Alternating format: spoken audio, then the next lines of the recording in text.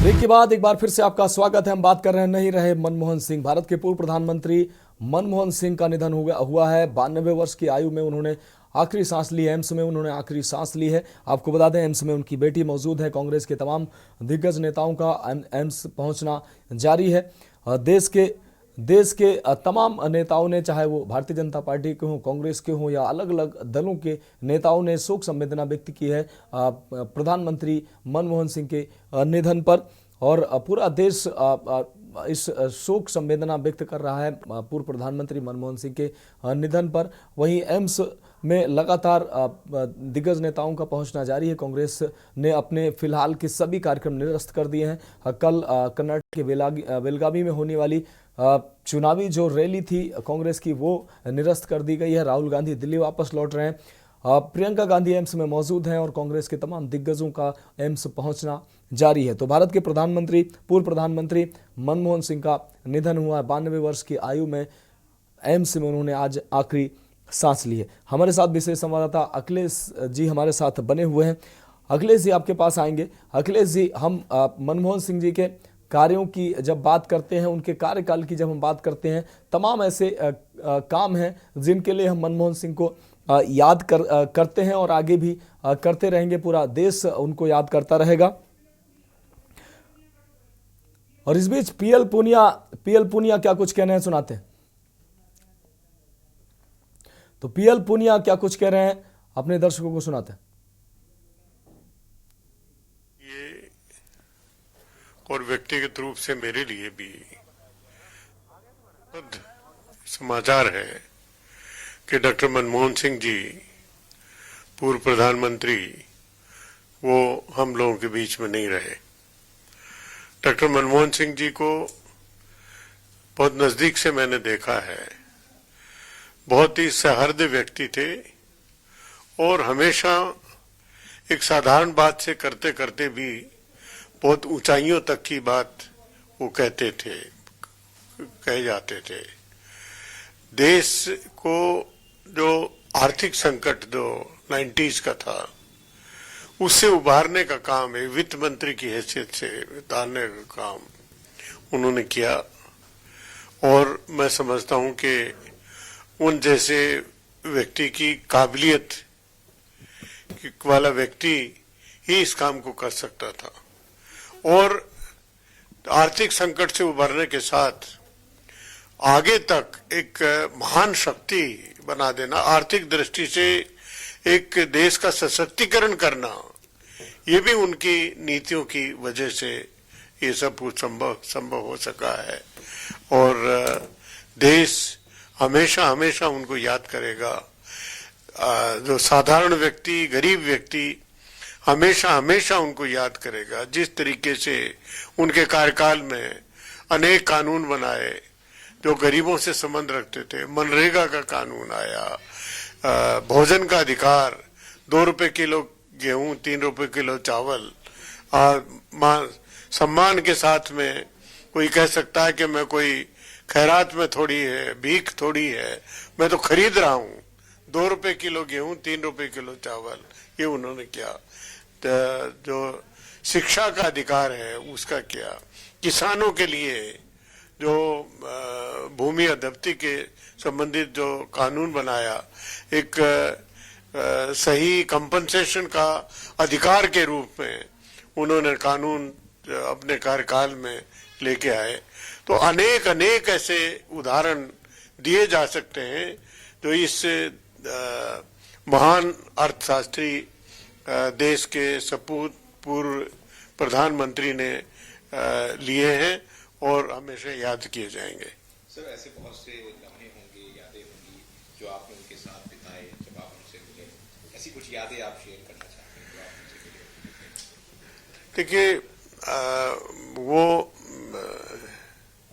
जब मैं 2007 में, 2004 में मैं नहीं था, वो प्रधानमंत्री बने। और 2009 से 2014 तक मैं लोकसभा का सदस्य रहा और उनके कार्यकाल में ही राज्यसभा का सदस्य में बन गया था। बन गया था और अनेक बार मिले। मुझे बहुत सी परिस्थितियां होती हैं, मुझे वो अपने मंत्री परिषद में शामिल करना चाहते थे, वो उन्होंने इशारा भी किया, लेकिन परिस्थितियां बन जाती हैं, उसमें नहीं हुआ, वो अलग है। और उन्हीं के कार्यकाल में वो जानते थे, व्यक्तिगत रूप से जानते थे, उन्हीं के कार्यकाल में मुझे राष्ट्रीय अनुसूचित जाति आयोग का चेयरमैन 3 साल के लिए, और जब टर्म खत्म हुआ तो उन्होंने कहा कि आप जैसा व्यक्ति इसके ऊपर रहना चाहिए, तो एक टर्म और उन्होंने राष्ट्रीय अनुसूचित जाति आयोग के चेयरमैन का उन्होंने आदेश दिया। और बहुत से थे, मिलते थे, हमेशा एक ताजगी के साथ में मिलते थे, बहुत सहृदयता के साथ में वो मिलते थे। एक महान अर्थशास्त्री के साथ साथ एक महान व्यक्तित्व थे, एक अच्छे इंसान जो थे, और जो अपने बोलने की शैली में शेरो शायरी से उसको इतना दिलचस्प बना देते थे। उसके किस्से तो सब लोगों ने देखा, पार्लियामेंट में भी हमने देखा है। उनको हमेशा हमेशा अच्छी तरह से याद किया जाएगा। सर बहुत कम बोलते थे, लेकिन वही हमने देखा कि अर्थशास्त्र में उन्होंने इतना बड़ा काम किया। क्या ऐसा बताना चाहेंगे कि उनकी ऐसी सीख जो थी जिससे आज समाज को सीखना चाहिए, लोगों को सीखना चाहिए? देखिए, वो बहुत सामान्य परिवार से होके आए थे, गरीब परिवार से थे, और वो टीस उनको हमेशा रहती थी गरीबी की, साधारण व्यक्ति की, जो लाइन में आखिरी व्यक्ति खड़ा है उसकी चिंता वो हमेशा रहती थी। और इसलिए जो अधिकार एक सामान्य व्यक्ति को, जो सूचना का अधिकार, रोजगार का अधिकार, भोजन का अधिकार, शिक्षा अधिकार, ये गरीबों को देने का उन्होंने काम किया। बहुत सरल व्यक्ति थे, बहुत धीमी आवाज में बात करते थे, लेकिन जो भी बात करते थे बहुत दृढ़ संकल्प के साथ में, जैसे कोई बात कर रहा है उस तरह से बात करते थे। तो कांग्रेस नेता पीएल पुनिया आप बोल रहे थे, वो साफ तौर पर वो याद कर रहे थे उन दिनों को जब उन्होंने मनमोहन सिंह जी के साथ काम किया था, उनकी उपलब्धियों को साफ तौर पर गिनाते नजर आए। हमारे साथ मनीष शर्मा जी, राजनीतिक विश्लेषक, हमारे साथ जुड़ चुके हैं। हमाम वाहिद जी, कांग्रेस नेता, हमारे साथ जुड़ चुके हैं। आपका बहुत स्वागत है। अखिलेश सिंह जी, हमारे विशेष संवाददाता, हमारे साथ जुड़े हुए हैं। मनीष शर्मा जी, आज एक बड़ी क्षति देश को हुई है। 92 वर्ष की आयु में पूर्व प्रधानमंत्री और विराट व्यक्तित्व के धनी मनमोहन सिंह जी का निधन हुआ। जितना उनका विराट व्यक्तित्व था, उतना ही सरल और सौम्य स्वभाव था। हम इस तरीके से उनको याद कर रहे हैं। मनीष जी, आप आज मनमोहन सिंह जी को किस तरीके से याद कर रहे हैं?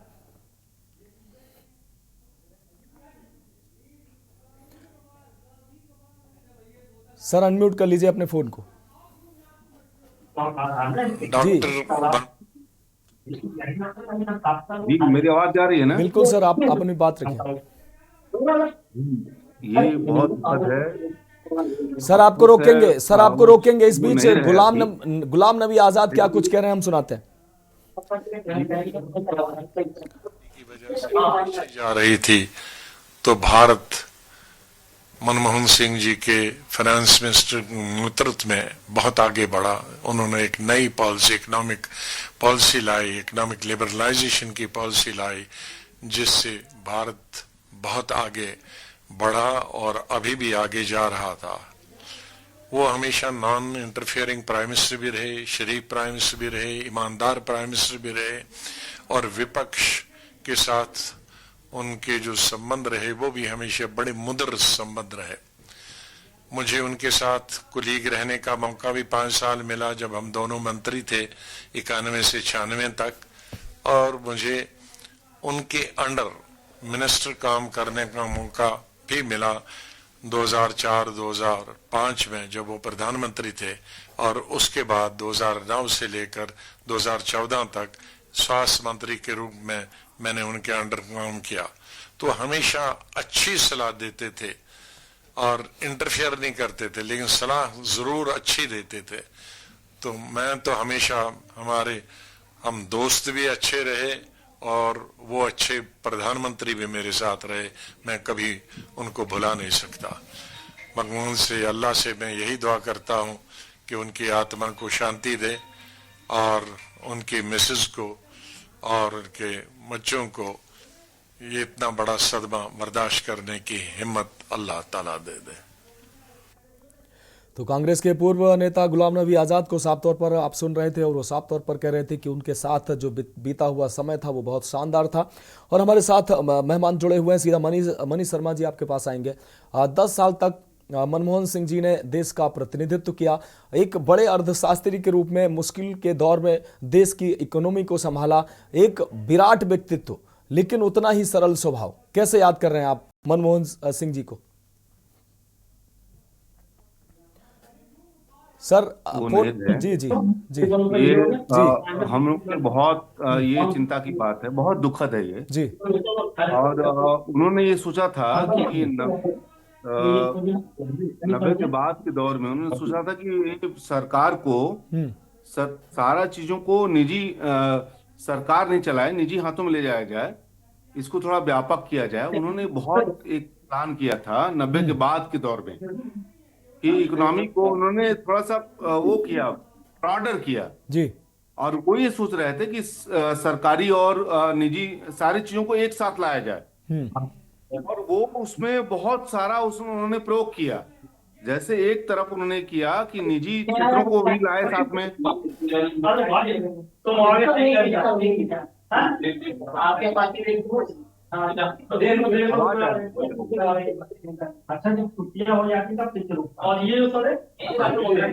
जी जी जी वाहिद जी, हम अपने साथियों से कहेंगे जो अन्य लोग हैं उनकी आवाज म्यूट करें ताकि मनीष शर्मा जी की आवाज हमारे दर्शकों तक पहुंच सके। जी मनीष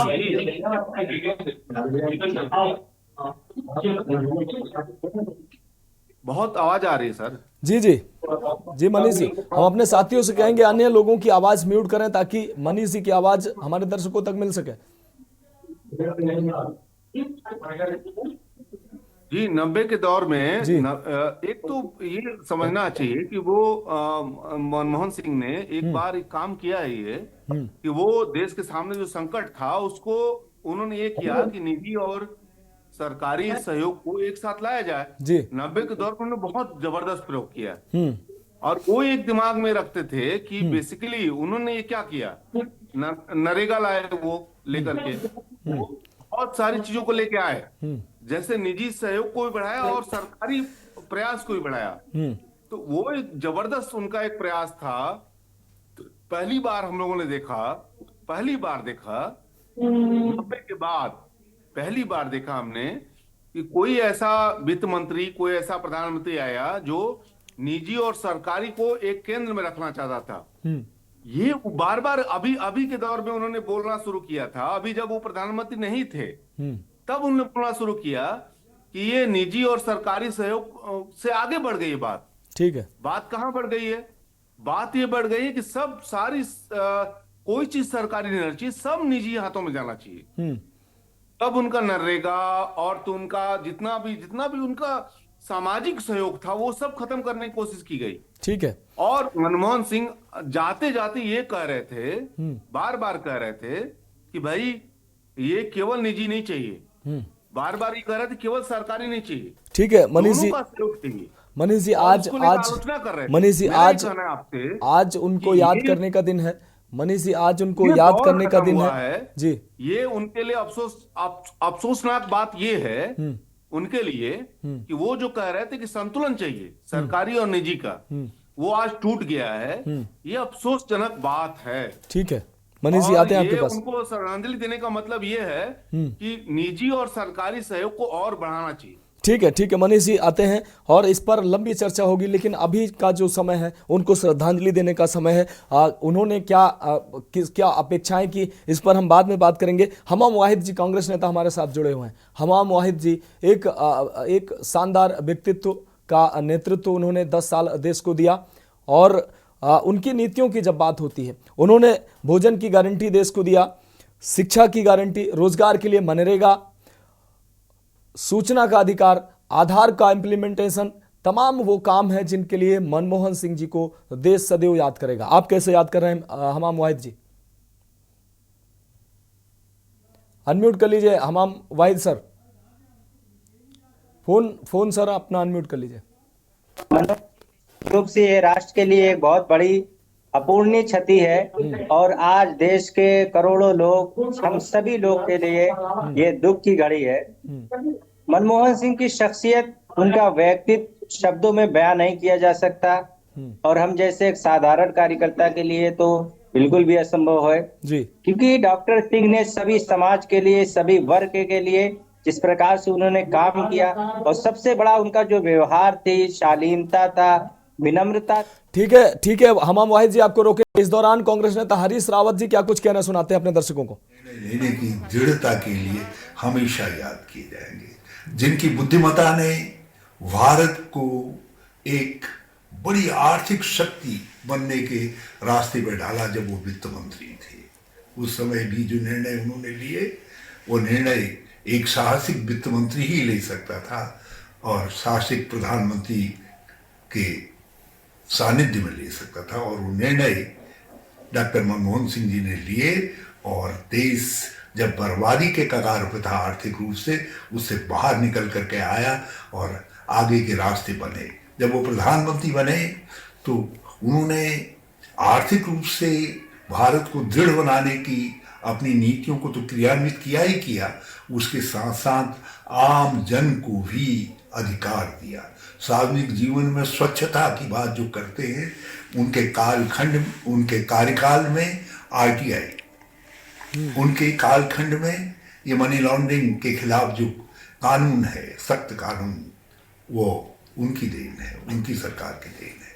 डॉक्टर मनमोहन सिंह जी ने कई अधिकारों से, लगभग आधा दर्जन अधिकारों को देख करके जनता को, सामान्य जन को अधिकारित किया, जिसमें सूचना के अधिकार के साथ साथ काम का अधिकार, शिक्षा का अधिकार, चिकित्सा का अधिकार, वन अधिकार, भोजन का अधिकार। मैं किन किन अधिकारों का जिक्र करूं। उन्होंने जन अधिकारिता को अपनी सरकार का मिशन बनाने का काम किया और 27 करोड़ से ज्यादा लोग उनके प्रधानमंत्रित्व काल में गरीबी की रेखा से ऊपर उठ करके आए। दुनिया का सबसे सशक्त मध्यम वर्ग उनकी ही नीतियों का परिणाम है, जो आज भारत की शक्ति बना हुआ है, जो भारत का संबल बना हुआ है।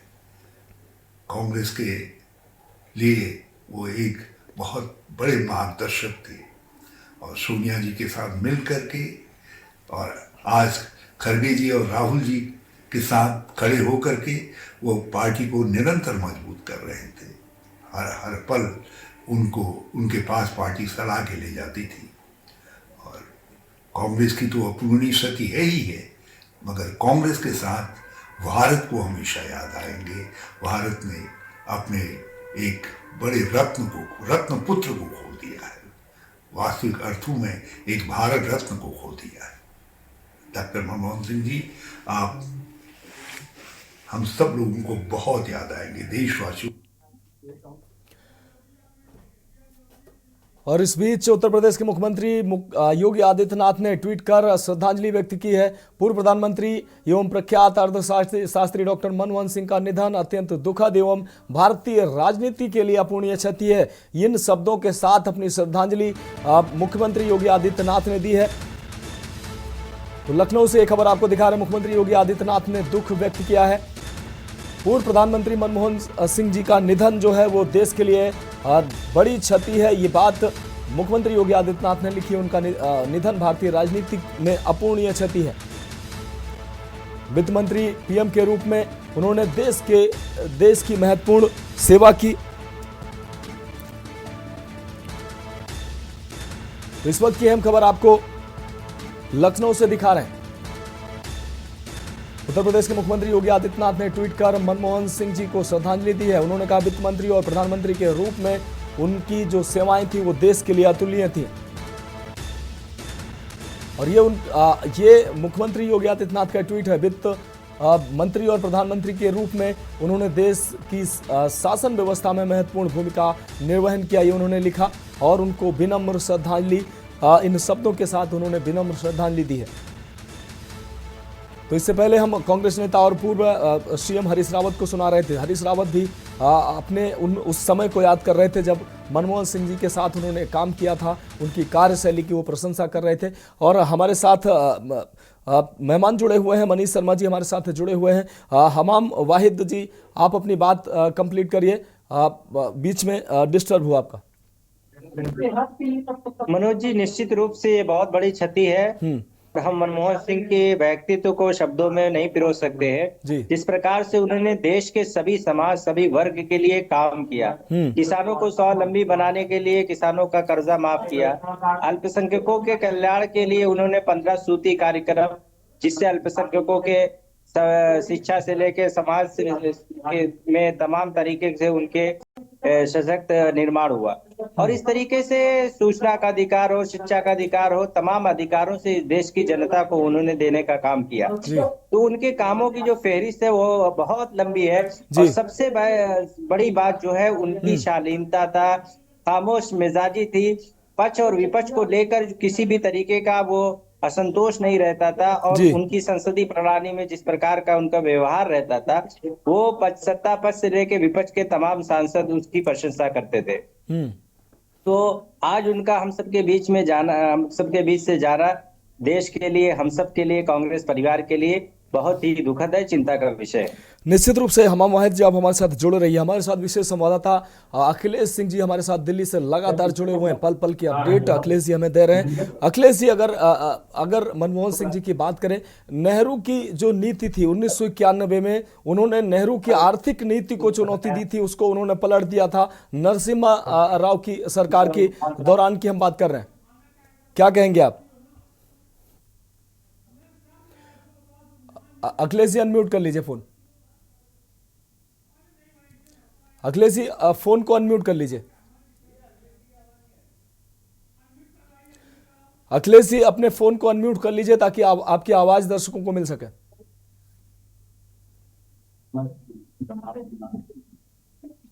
जी जी अखिलेश जी। देखिए मनोज जी, आपको बताएं कि जब 1991 से 1996 के बीच जब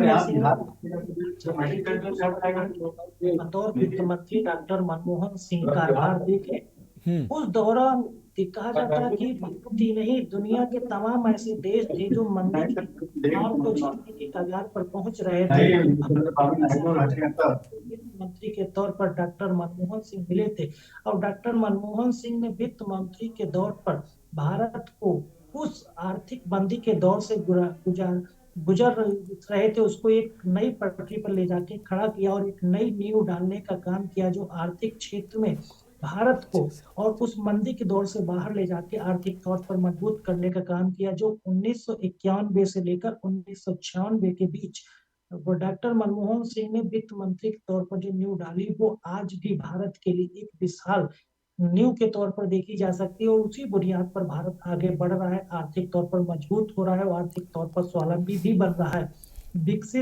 विकसित होने के लिए, विकासशील से विकसित की दिशा में भारत बढ़ रहा है। इन तमाम चीजों को लेकर अगर उस समय बतौर वित्त मंत्री डॉक्टर मनमोहन सिंह ने 91 से 96 के बीच में जो फैसले लिए, जिनको उन्होंने पॉलिसी में तब्दील किया और जो वो चीजों को लाना चाहते थे उनको लाए, और जब वो प्रधानमंत्री बने तो जो रही सही कसर उनकी 91 से 96 के बीच जब बतौर वित्त मंत्री नहीं पूरी हो पाई थी, तो उन चीजों को तमाम चीजें उन्होंने थी वो पॉलिसी के तौर पर, जब 2004 में वो 22 मई को प्रधानमंत्री बने और 2014 तक बतौर प्रधानमंत्री जब उन्होंने कार्यकाल संभाला, तो उस दौरान तमाम योजनाएं थी उनको पॉलिसी में तब्दील किया और जिन देश की जनता को जहां तो जिनको देना चाहते थे उस तरह की योजनाओं को लाकर उन्होंने किया। अगर देखा जाए तो इस लिहाज से कि लगातार जिस तरह से सबके ट्वीट आ रहे हैं, एक के बाद एक ट्वीट, चाहे राहुल गांधी का ट्वीट हो, अरविंद केजरीवाल का ट्वीट हो, उत्तर प्रदेश के मुख्यमंत्री योगी आदित्यनाथ ट्वीट हो, हरियाणा के मुख्यमंत्री नायब सिंह सैनी हो, जम्मू कश्मीर के मुख्यमंत्री उमर अब्दुल्ला की तरफ से ट्वीट हो, तमाम सभी नेताओं की तरफ से लगातार ट्वीट करके उनको याद किया जा रहा है, उनके निधन पर दुख व्यक्त किया जा रहा है, उनके परिवार के साथ इस दुख की खड़े होने के लिए सभी उनके लिए दुआ कर रहे हैं और इस तरह के सभी उनके अपने यादों को साझा कर रहे हैं जो उनके साथ जिन्होंने काम किया या फिर जिनको उनके कुलीग के तौर पर या उनके अंडर काम करने का मौका मिला, या फिर कह सकते हैं कि जो जिन्होंने उनके काम को दूर से देखा है वो भी उनके कामकाज को याद करके आज अपनी तरफ से श्रद्धांजलि अर्पित करें।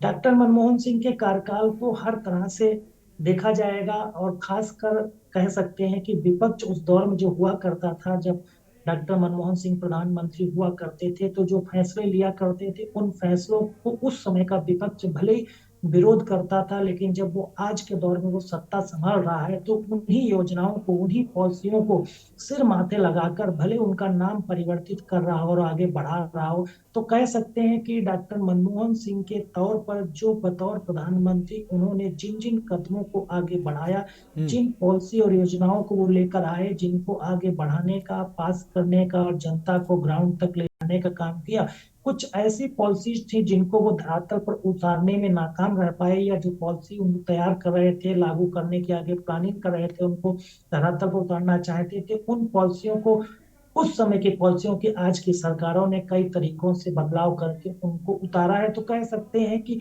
वो दूरदर्शी सोच रही होगी डॉक्टर। निश्चित रूप से अखिलेश जी आपको रोकेंगे। इस बीच राहुल गांधी ने भी दुख व्यक्त किया है। पूर्व प्रधानमंत्री मनमोहन सिंह के निधन पर राहुल गांधी, सांसद राहुल गांधी ने दुख व्यक्त किया। उन्होंने असीम बुद्धिमत्ता से देश का नेतृत्व किया, ये उन्होंने लिखा। श्रीमती कौर और परिवार को के प्रति मेरी संवेदना। तो राहुल गांधी के द्वारा ट्वीट कर ये श्रद्धांजलि दी गई है। मैंने एक गुरु और मार्गदर्शक को खो दिया है। उनके प्रशंसक उन्हें अत्यंत गर्व से याद करेंगे। तो राहुल गांधी ने भी अपने शब्दों से उनको श्रद्धांजलि दी है। नेता विपक्ष राहुल गांधी ने भी मनमोहन सिंह जी को याद किया है। पूर्व प्रधानमंत्री मनमोहन सिंह जी का निधन बहुत ही दुखद है, देश की अपूर्णीय क्षति है। उन्होंने असीम बुद्धिमत्ता से देश का नेतृत्व किया, ये राहुल गांधी ने ट्वीट कर अपनी श्रद्धांजलि दी है। श्रीमती कौर और परिवार के प्रति मेरी संवेदना है।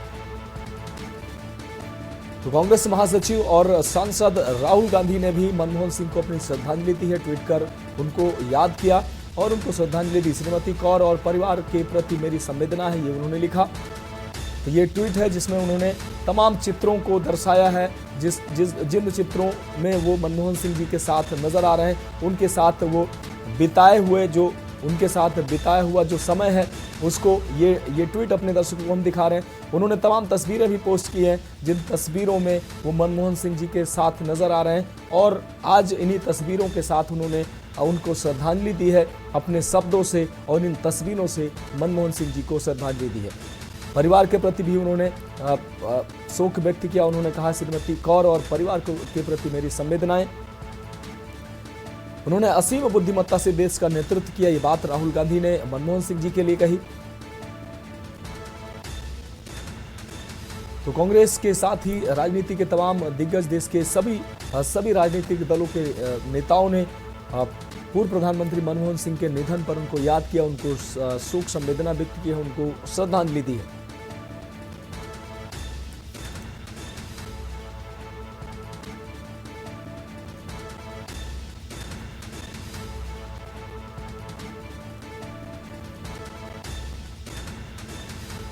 और हमारे साथ तंजीम अहमद जी, कांग्रेस नेता हमारे साथ जुड़े हुए हैं। तंजीम अहमद जी, आज मनमोहन सिंह के रूप में देश ने एक अपना बेशकीमती हीरा खोया है। 92 वर्ष की उम्र में मनमोहन सिंह ने अंतिम सांस ली है। मनमोहन सिंह को आप किस तरीके से याद कर रहे हैं? देश उनको एक प्रधानमंत्री के तौर पर, एक अर्थशास्त्री के तौर पर एक विराट व्यक्तित्व उनका था, उतना ही सरल स्वभाव था। इस तरीके से उनको याद कर रहे हैं, आप कैसे उनको याद कर रहे हैं? देखिए, बहुत ही दुखद खबर आई है, और जब से हम लोगों ने इस खबर को सुना है पूरी तरीके से बेहद दुखी हैं। और सिर्फ हम लोग ही नहीं, पूरा देश आज बेहद दुखी है।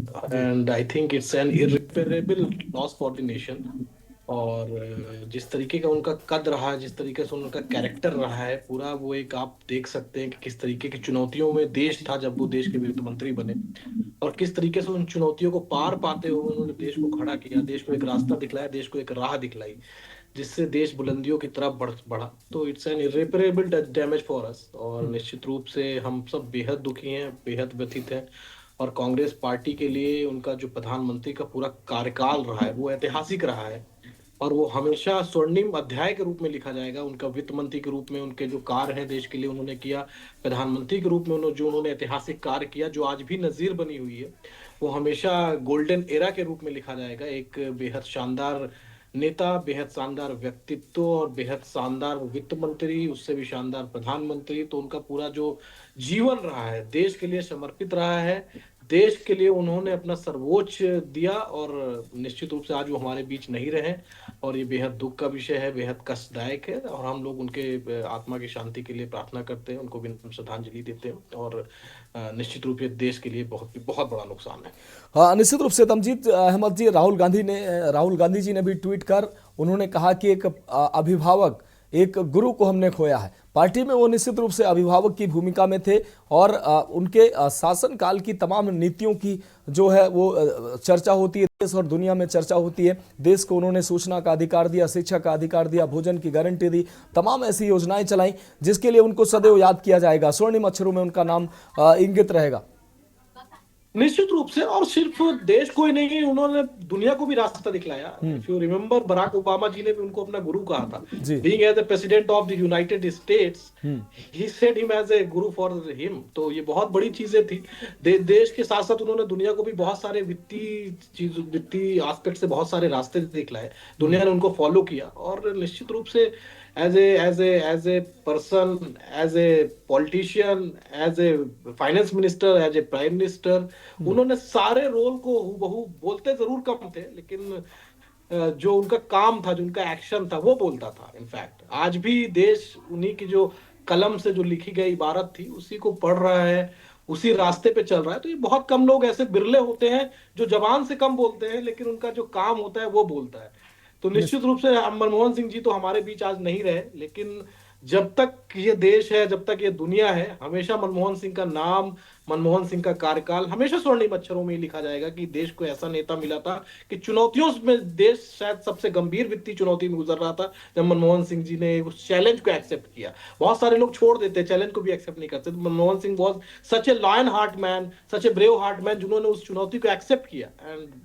और उन्होंने देश को स्थिति से, उन्होंने देश को ग्लोबलाइजेशन के दौर से गुजारा, उन्होंने देश को जितनी भी अपनी इकोनॉमी थी उसको ओपन किया, और इसका आज नतीजा है कि आज देश तीसरी सबसे बड़ी अर्थव्यवस्था बन के निकली है। और आज हमारे बीच वो नहीं है, बेहद दुख का विषय है। और हम लोग हमेशा वो सर्वोच्च स्थान रखेंगे, पार्टी के अंदर भी, देश के अंदर भी, हर जगह जहां पे भी जब भी होगा मनमोहन सिंह का जिक्र, हम लोग हमेशा उनसे प्रेरणा लेने का काम करेंगे। आज वो भले हमारे बीच में नहीं है लेकिन प्रेरणा के रूप में वो हमेशा हम लोगों के साथ जुड़े रहेंगे।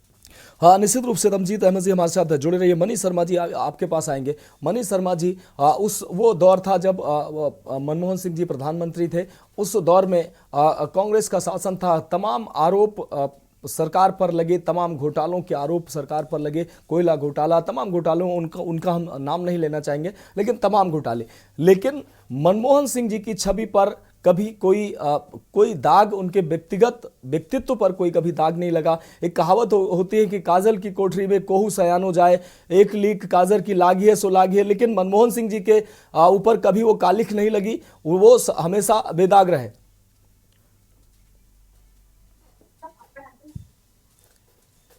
मनीष शर्मा जी, अनम्यूट कर लीजिए फोन। नहीं, मैं ये कह रहा हूं कि उनको याद क्यों किया जाता है। देखिए, जब निजीकरण का दौर था उस समय उनको याद क्यों जाता है? सूचना अधिकार है, मनरेगा वाला मामला है।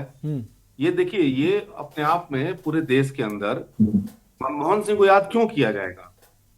ये कभी कोई भूल नहीं सकता है कि मनरेगा का अधिकार दिया, असंगठित मजदूरों को रोजगार का अधिकार दिया। ये कोई भूल नहीं सकता है सूचना का अधिकार दिया।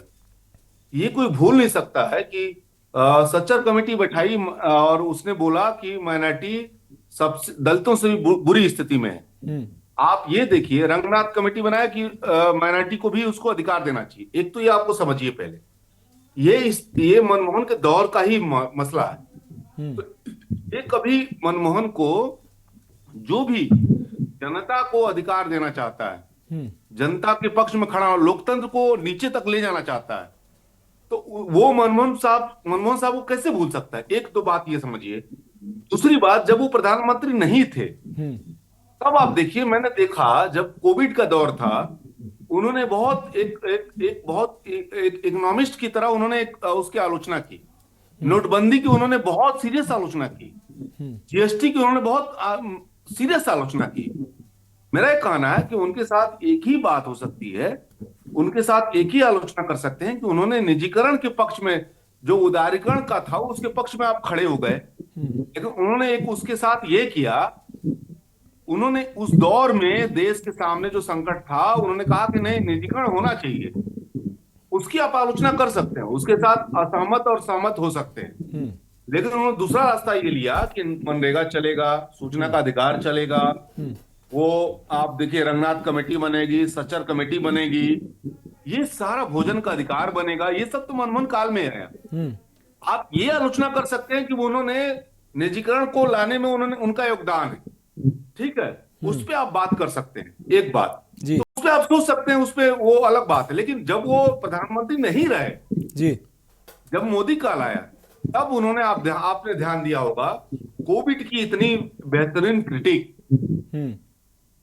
जीएसटी की इतनी बेहतरीन क्रिटिक, और उसके बाद अब देखेंगे कि उन्होंने जितनी पॉलिसी आई इस दौर में, उसका इकोनॉमिस्ट के प्लैंक से वो लगातार जिंदा रहे, वो लगातार प्रयोग करते रहे। तो हमको लगता है कि इसको मनमोहन सर को याद इसलिए करना चाहिए जी, कि उन्होंने निजीकरण के दौर में भी जनता को राहत देने का क्या प्रोग्राम हो सकता है, जनता को और क्या बेहतर दिया जा सकता है, उनके सामने निजीकरण की मजबूरी थी, ठीक है, लेकिन जनता को क्या राहत दे सकता है, इसके लिए उनको याद किया जाना ठीक चाहिए, है, आगे भी याद किया जाएगा। जी।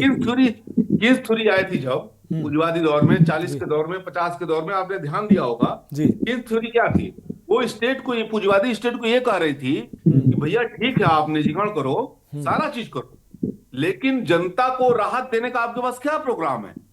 उसको भारत में पहली बार मनमोहन सिंह ने लागू किया, ठीक है, वो नरेगा के चलते, सूचना अधिकार के चलते, रंगनाथ मिश्रा कमेटी के चलते, वो आपको जो है आप समझिए कि जितने भी इस तरह की योजनाएं थी उसको लागू किया।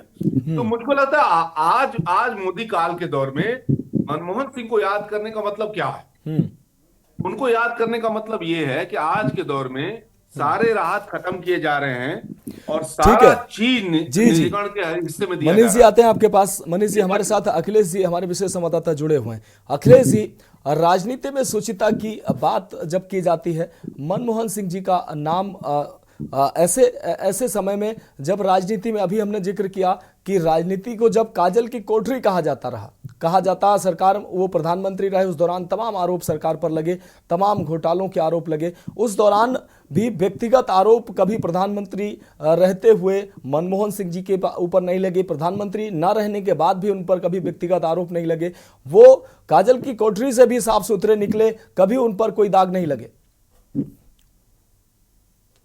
बिल्कुल मनोज, आपके सवाल को मैं जवाब जरूर दूंगा, लेकिन उससे पहले कुछ इंफॉर्मेशन दे दूं जो भारत सरकार की तरफ दी गई है। जी, भारत सरकार ने कल के सारे कार्यक्रम अपने रद्द कर दिए हैं और कल प्रधानमंत्री मोदी की अध्यक्षता में कैबिनेट की बैठक होगी और इस 11 बजे होने वाली कैबिनेट में फैसला लिया जाएगा कि 7 दिन का राष्ट्रीय शोक होगा और इसके साथ ही 7 डॉक्टर मनमोहन सिंह का जो अंतिम संस्कार है उसको पूरे राजकीय सम्मान के साथ किया जाएगा। यानी कह सकते हैं, फिलहाल ये भी सूत्रों के हवाले से खबर है जो निकल के आ रही है, उसमें केंद्र सरकार जो फैसला लेने जा रही है कि कल प्रधानमंत्री नरेंद्र मोदी की अध्यक्षता में कल 11 बजे कैबिनेट की बैठक होगी। इस कैबिनेट की बैठक में प्रधानमंत्री की अध्यक्षता में फैसला लिया जाएगा कि 7 दिन राष्ट्रीय शोक रहेगा। इसके साथ ही 7 डॉक्टर मनमोहन सिंह का अंतिम संस्कार पूरे राजकीय सम्मान के साथ किया जाएगा। इसको लेकर ये सूचना सरकार की तरफ से निकल के आ रही। अब बात रही आपके सवाल की कि जब डॉक्टर मनमोहन सिंह प्रधानमंत्री थे उस समय 3 घोटालों का बड़ा नाम लिया जाता है। एक तो 2G का, CWG घोटाले का और इसके साथ ही साथ कोयला घोटाले। इन 3 घोटालों का नाम बहुत चर्चा में आया और खासकर अन्ना आंदोलन हुआ तब इनको बेहद ज्यादा चर्चा में लाया गया और सरकार के कई लोगों की गिरफ्तारी भी हुई और उसी प्रचार के सहारे भारतीय जनता पार्टी कह सकते हैं कि समूचा एनडीए ने इनको मुद्दा बनाया और 2014 का इलेक्शन जीता और केंद्र में सरकार एनडीए की बनी। लेकिन उस दौर में ये लोग कहते सुने जाते थे कि डॉक्टर मनमोहन प्रधानमंत्री के तौर पर सरकार भले ही चला रहे हैं, लेकिन मंत्री उनके कंट्रोल में नहीं। उन मंत्री के कंट्रोल में ना होने के वजह से उन मंत्रियों के विभागों में घोटाले हो रहे हैं, उनका कंट्रोल बाहर है, उनसे अधिकारी उनकी बात नहीं सुनते, मंत्री बात नहीं सुनते हैं और अपनी मनमानी से काम करते हैं। इसलिए जो सारे ठीक है अखिलेश जी, आपको रोकना चाहेंगे। इस बीच बड़ी खबर से अपने दर्शकों को रूबरू करा रहे हैं। पूर्व प्रधानमंत्री मनमोहन सिंह के का निधन हुआ है। पूरा देश शोक मना रहा है। केंद्र सरकार ने 7 दिन का राष्ट्रीय शोक घोषित करने का फैसला लिया है। आपको बता दें, भारत सरकार ने सभी अपने कार्यक्रम फिलहाल रद्द कर दिए हैं। पीएम की अध्यक्षता में कल कैबिनेट बैठक होगी। कल सुबह 11 बजे कैबिनेट बैठक होगी और बैठक में अहम निर्णय लिए जा सकते हैं। 7 दिन का राष्ट्रीय शोक घोषित करने की बात सामने आ रही है। इसके साथ ही राजकीय सम्मान के साथ पूर्व प्रधानमंत्री मनमोहन सिंह जी का अंतिम संस्कार किया जाएगा। तो इस वक्त ये बड़ी और अहम अपडेट अपने दर्शकों को दे रहे हैं। कल होने वाले सभी कार्यक्रम, सरकारी कार्यक्रम रद्द कर दिए गए हैं। कल सुबह 11 बजे केंद्रीय कैबिनेट की बैठक होगी। प्रधानमंत्री की अध्यक्षता में ये बैठक संपन्न होगी और इस बैठक में कई और अहम निर्णय लिए जा सकते हैं। फिलहाल 7 दिन का राष्ट्रीय शोक घोषित करने की बात सामने आ रही है। इसके साथ ही राजकीय सम्मान के साथ पूर्व प्रधानमंत्री मनमोहन सिंह का अंतिम संस्कार करने की बात सरकार कह रही है।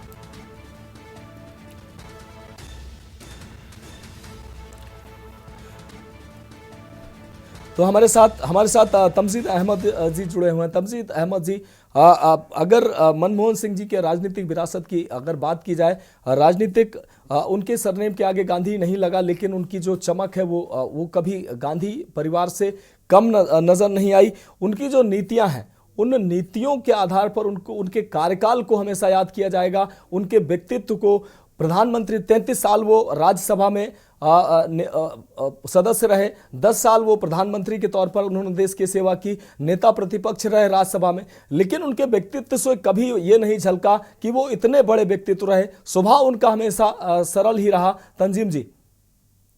देखिए, निश्चित रूप से जो बड़े लोग होते हैं वो ऐसे ही बड़े नहीं होते। They are so many things into them.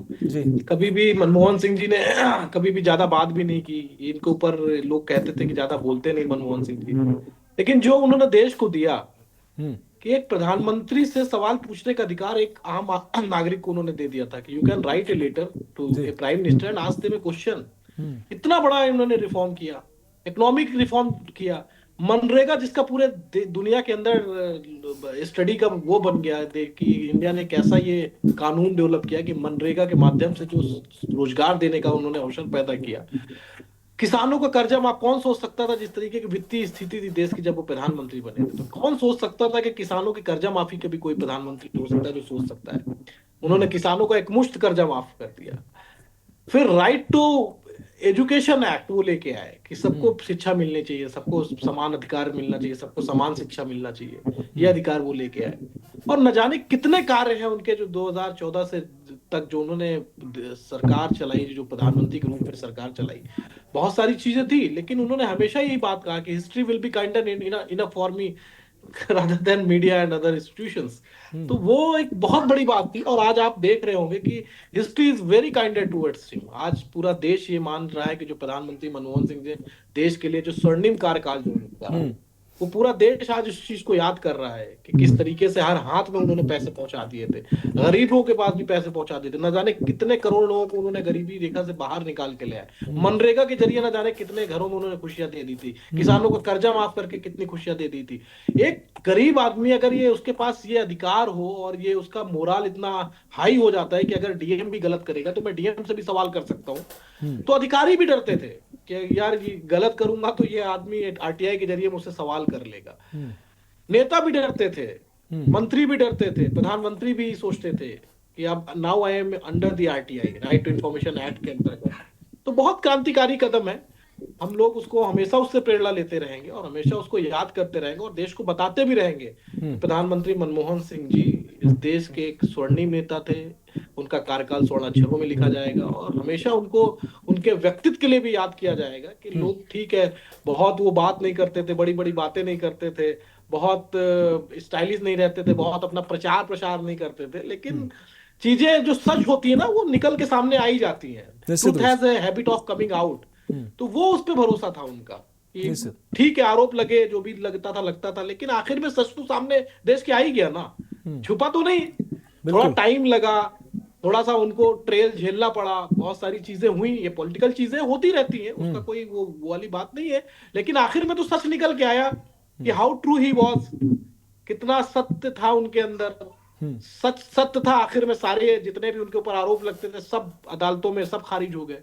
तो आखिर में तो सच सामने निकल के आया। बहुत सारी चीजें हैं मनमोहन सिंह जी की जो हमेशा मुझे लगता है कि सिर्फ कांग्रेस पार्टी ही नहीं, पूरा देश उनसे प्रेरणा लेगा। निश्चित और रूप से आने वाले जो यूथ है, तमजीद अहमद खासकर जी, एजुकेशन की तरफ उन्होंने काम तमजीद किया, अहमद जी, एक निश्चित और रूप से पूरा देश उनको याद करेगा और यूथ हमेशा उनसे प्रेरणा लेगा। जी। कि ऐसा भी प्राइम मिनिस्टर हुआ है कि शायद मुझे नहीं लगता कि विश्व के इतिहास में इतना काबिल प्राइम मिनिस्टर किसी देश में हुआ है कि नहीं, मुझे नहीं पता, लेकिन मेरी जानकारी में इतना ऑनर्ड, इतना पढ़ा लिखा, इतना संयमित, इतना काम, इतना कूल, इतना पेशेंस वाला इंसान मेरी जानकारी में तो नहीं है कि विश्व के किसी देश में ऐसा प्रधानमंत्री हुआ। निश्चित रूप से तमजीद अहमद जी, एक और उनकी खूबी की अगर हम बात करते हैं राजनीतिक विरासत में, आज का जो समय है पीढ़ी दर पीढ़ी राजनीतिक विरासत चली आ रही है।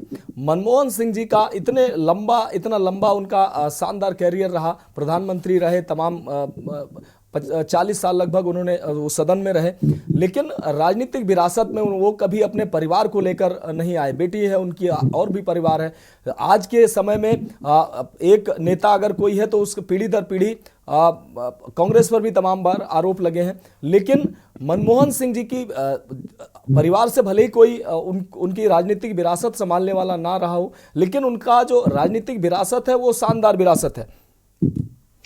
निश्चित रूप से उनका पूरा जीवन ही शानदार विरासत के साथ रहेगा। Is a man with a very high dignity. उनका पूरा जीवन काल ही उनका एक खुली विरासत है।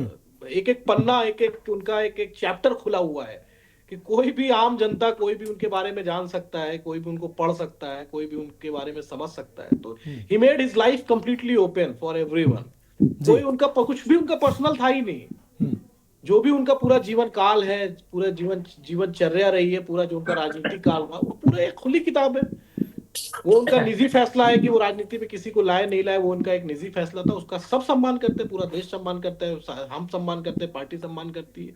ये उनका निजी फैसला है, वो एक अलग विषय है, वो निश्चित रूप से एक अलग विषय है। लेकिन जो विरासत मनमोहन सिंह जी छोड़ के जा रहे हैं पूरे देश के लिए, पूरे दुनिया के लिए, एक जो शांति का पैगाम उन्होंने हमेशा दिया, उन्होंने सद्भाव का पैगाम हमेशा दिया। उन्होंने ये पैगाम दिया कि ये देश के जब तक अंतिम पंक्ति पे जो व्यक्ति बैठा, जब तक उसको न्याय नहीं मिलेगा तब तक न्याय की परिकल्पना नहीं की जा सकती। ये जो संदेश उन्होंने दिया, ये जो संदेश उन्होंने देश को दिया कि देश के दबे कुचले, वंचित, शोषित, दलित, अल्पसंख्यक सबके लिए उन्होंने विकास के लिए जो सोच सोची वो बिल्कुल स्वर्णिम रहा है। जो किसानों के लिए उनकी सोच थी कि उन्होंने हमेशा किसानों को टॉप प्रायोरिटी पे रखा कि किसान ही है जो इस देश को चला रहे हैं, अन्नदाता है जो जिनके दिए हुए अन्न से हम लोग अन्न खा रहे हैं। तो जो अन्नदाताओं के लिए जो उनका हाई रिस्पेक्ट था, टॉप लेवल रिस्पेक्ट, कि अगर कोई भी मांग को लेकर अगर किसान आंदोलन करने उतरता था तो मनमोहन सिंह जी सब छोड़ के सबसे पहले किसानों से बात करते थे। और एक मुफ्त 72,000 करोड़ रुपए उन्होंने एक लोन माफ कर दिया था किसानों का, बिना सोचे समझे। बहुत चुनौतियां थी, पेट्रोल उस समय याद होगा कि दुनिया युद्ध के दौर से गुजर रही थी, बहुत ज्यादा ग्लोबली पूरी तरीके से दुनिया इकोनॉमिक रूप से पूरी तरीके से डामाडोल हो रखी थी। लेकिन मनमोहन सिंह जी ने उस दौर में पेट्रोल के प्राइसेस को किस तरीके से मैनेज किया, किस तरीके से सब्सिडी गैस सिलेंडर पे मैनेज किया, किस तरीके से पूरे देश में उसका बोझ ना पड़े। बोझ सरकार पे तो बहुत था निश्चित रूप से, जिस तरीके से ग्लोबलाइजेशन की वजह से जिस तरीके से चीजें अनमैनेज हो रखी थी, डैमेज हो रखी थी, उन सब का बोझ उन्होंने पूरी तरीके से ये मैनेज करते हुए देश ठीक है। तमजीद अहमद जी, आपको रोकेंगे। इस बीच असीम अरुण जी क्या कुछ कह रहे हैं, आप सुनाते हैं अपने दर्शकों को। में काम करने का मौका मुझको 3 साल मिला। बहुत कुछ मैंने डॉक्टर मनमोहन सिंह जी से सीखा। उनकी समयशीलता यानी पंक्चुअलिटी, किस तरीके से किसी भी परेशानी में, क्राइसिस में अपने आप को संयमित रखना है, सब को अपने बराबर समझना है, खासकर अपने पूरे स्टाफ की हमेशा चिंता करना। ऐसे बहुत ही सहृदय व्यक्ति के रूप में डॉक्टर मनमोहन सिंह जी को मैं देखता हूं, और साथ साथ पूरा देश जानता है कि उन्होंने देश को एक काले आर्थिक अध्याय, एक काले आर्थिक काल से निकाला और एक मार्केट इकोनॉमी की तरफ देश को उन्होंने आगे बढ़ाया। नए नए सिस्टम उन्होंने बनाए। मैं उनको अपनी हृदय से श्रद्धांजलि अर्पित करता हूं और देश भी उनको हमेशा इसके लिए याद करेगा। सर, जब आप उनके साथ सुरक्षा में रहे तो बहुत क्लोजली उनको जो है आपने देखा है, बहुत सी ऐसी बातें होंगी जो सामने तो हमारे नहीं है, लेकिन आप जानते थे तो क्या बताना चाहिए? मैं याद करता हूं जैसे कि डॉक्टर मनमोहन सिंह जी की एक मारुति 800 गाड़ी थी और पीएम हाउस में वो गाड़ी खड़ी रहती थी, और उनकी BMW गाड़ियां जो थी वो मुझसे बोलते थे कि मुझे इसमें बिल्कुल मन नहीं करता चलने का। तो मैं उनको बताता था ये गाड़ी आपके ऐशो आराम के लिए नहीं है, इसके सुरक्षा फीचर्स इतने अच्छे हैं, इसलिए हम आपको जोर देते हैं कि इस गाड़ी में चलें। तो बोलते थे नहीं, लेकिन मुझे पता है मेरी गाड़ी, मेरा स्थान ये मारुति 800 ही है, और मेरी तमाम वहां जिम्मेदारियों में यह भी था कि उनकी मारुति 800 रोज स्टार्ट की जाए, साफ की जाए और पीएम हाउस के अंदर ही थोड़ी सी चला के खड़ी की जाए। उसमें चल तो नहीं पाते थे क्योंकि हम लोगों को चलने न देते, बिना बुलेट प्रूफ गाड़ी के वो नहीं चल सकते थे, लेकिन वो प्रधानमंत्री रहने के बावजूद उनका स्थान, उनकी आर्थिक वैल्यू क्या है, उनकी सामाजिक वैल्यू क्या है, वो अपने आप को एक सामान्य व्यक्ति मारुति 800 वाला ही मानते थे, समझते थे, और उनके आचरण से ये सबको हमेशा दिखता था। सर, एक गरीब परिवार से आए, वित्त मंत्री का पद संभाला, फिर 2 बार प्रधानमंत्री रहे, ऐसे में बहुत सी सीख जो है वो आज के समाज को उनसे सीखनी चाहिए, क्या कुछ बताना चाहिए? मेरे ख्याल से जैसे डॉक्टर अम्बेडकर के लिए हम लोग बोलते हैं, ठीक वही स्थिति डॉक्टर मनमोहन सिंह की है। वो पूरी तरीके से अपनी पढ़ाई के आधार पे आगे बढ़े थे, जो उन्होंने विशेषज्ञता विकसित की अर्थ के क्षेत्र में, उससे आगे बढ़े थे।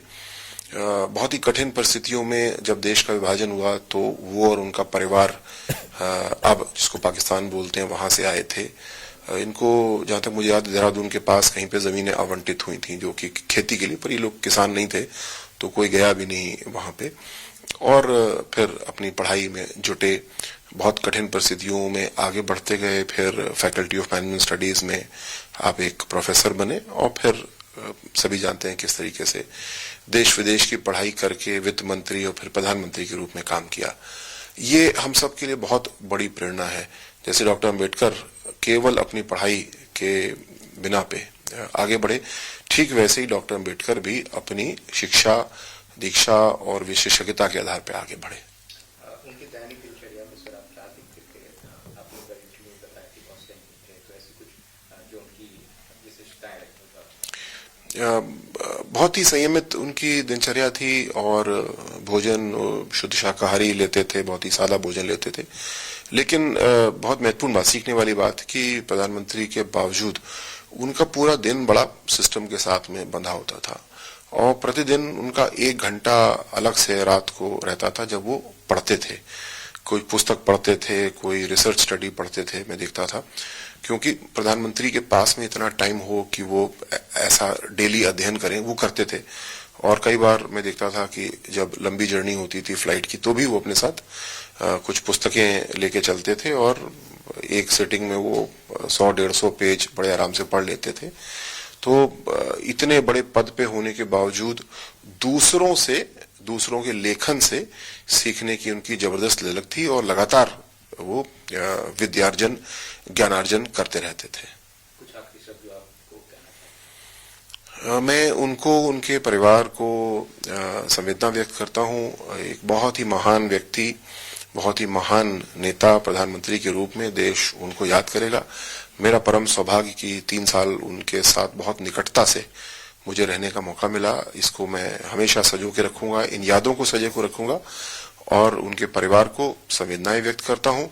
देश डॉक्टर मनमोहन सिंह को हमेशा एक महान नेता के रूप में याद करेगा। तो यूपी सरकार में मंत्री असीम अरुण ने साफ तौर पर मनमोहन सिंह जी के साथ बिताए पल को याद किया। उन्होंने कहा कि मेरा सौभाग्य रहा कि 3 साल में उनके साथ मैंने गुजारे हैं। इस दौरान उनके साथ की जो यादें थी वो उन्होंने साझा किया, और उन्होंने असीम अरुण ने अंबेडकर से तुलना की है, मनमोहन सिंह की अंबेडकर से तुलना की है। हमारे साथ तंजीम अहमद जी जुड़े हुए हैं। तंजीम अहमद जी, सत्ता आपको पार्टी के लोग तो तारीफ करें वो तो ठीक है, विरोधी भी जब आपकी तारीफ करें तो आप तो समझना चाहिए कि बिल्कुल शानदार व्यक्तित्व रहा होगा। असीम अरुण जी जो पहले सेवा में रहे हैं, अब वो भारतीय जनता पार्टी से मंत्री हैं, उन्होंने अंबेडकर से तुलना की है मनमोहन सिंह की। उन्होंने अपने उनके साथ जो बिताए हुए समय को याद करते हुए कहा कि क्या शानदार उनका व्यक्तित्व था। इससे पहले अगर मनमोहन सिंह के बचपन की अगर बातें सामने जो आती हैं वो एकदम विवल कर देती हैं। मनमोहन सिंह जी को पहली बार चप्पल पहनने के लिए उनके मामा जी ने चप्पल गिफ्ट की थी। उससे पहले वो नंगे पैर ही चला करते थे। इतने सामान्य परिवार से निकले हुए वो व्यक्ति थे। हार्वर्ड में जब वो पढ़ने गए उस दौरान उनके पास खाने इतना पैसा नहीं था कि वो खाने पीने की चीजें खा सके। इस दौरान चॉकलेट खाकर उन्होंने खुद गुजारा किया। तंजीम जी,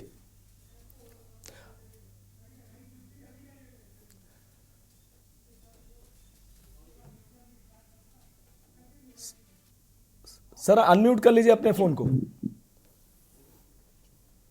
मेरी आवाज मिल रही है आपको? जी जी जी। तो मैं वही कह रहा हूं कि Manmohan Singh ji is a book on is himself. जी। वो एक ऐसी किताब है कि आप शुरू से लेके उनके पूरे जो एकेडमिक कैरियर से लेके उनका जो बचपन से लेके एकेडमिक कैरियर और पूरा उनका जीवन काल रहा है, उसको आप देखेंगे तो कोई भी प्रेरणा ले सकता है, बी इट बी एनीवन। निश्चित रूप से वो कांग्रेस के एक सर्वोच्च नेता रहे हैं और कांग्रेस को उन्होंने मजबूत करने में बहुत